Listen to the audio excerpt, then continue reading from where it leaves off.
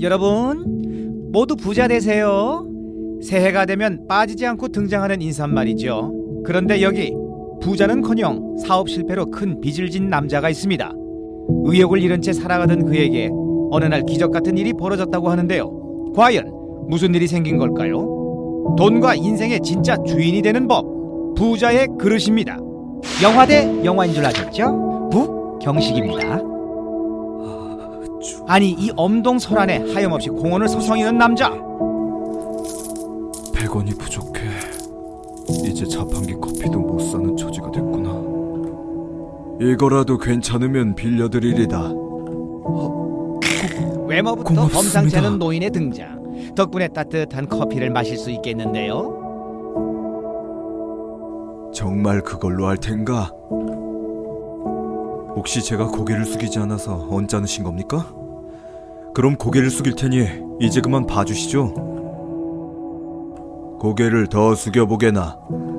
결국 고개를 더 숙이고 마는 남자. 100원 없는 서러움이 이렇게 큽니다, 여러분. 오, 이제야 보이는 자판기의 냉온 시스템. 급한 마음에 제일 위에 있는 차가운 커피를 누를 뻔했던 거죠. 마음은 따뜻하지만 계산은 칼 같은 어르신. 1000만 원도 과하긴 하지만 120원은 너무 적은 거 아닌가요? 깐깐한 어르신 때문에 슬슬 짜증이 밀려오는 남자. 돈을 많이 주겠다는데도 거절하는 것이 이해가 가질 않습니다. 그래서 망했던 거군. 자네는 돈에 대해서 몰라도 너무 모르네. 건성인데다 갈피를 잡을 수도 없고 순간적인 기분에 휩쓸려서 일을 크게 벌리려고 하지. 그래서 실패한 걸세. 아니, 그걸 어떻게... 난 방금 자네에게 20%의 금리를 붙였어. 너무 터무니없다는 생각이 안 드나? 그런 고금리를 붙인 이유는 자네에게 신용이 없기 때문이야. 고작 100원 빌려주시고서 이렇게 함부로 말씀하시는 분의 인격도 의심스럽네요. 자네는 분명히 그렇게 늘 고작 100원이라고 여기면서 돈을 쉽게 대해왔을 거야.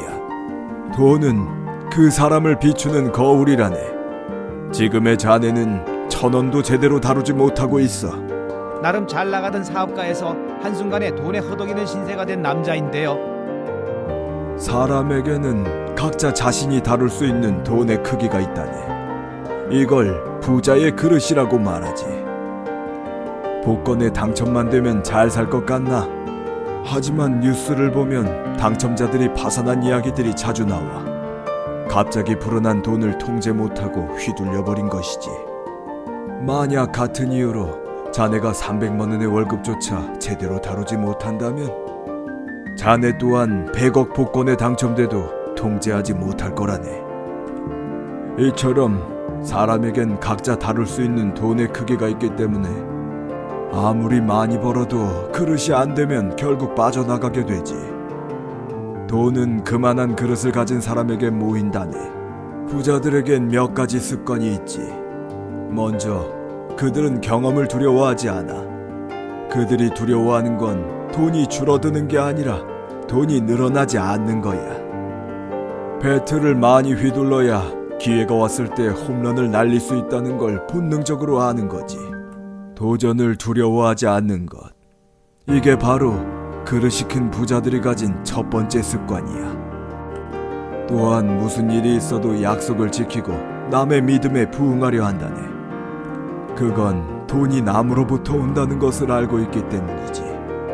어르신, 그럼 저도 어르신 말씀처럼 한다면... 에? 그릇을 넓힐 수 있다고요? 너무 늦은 건 아닌가요? 돈의 속성을 알고 올바른 습관을 익힌다면 충분히 가능하지.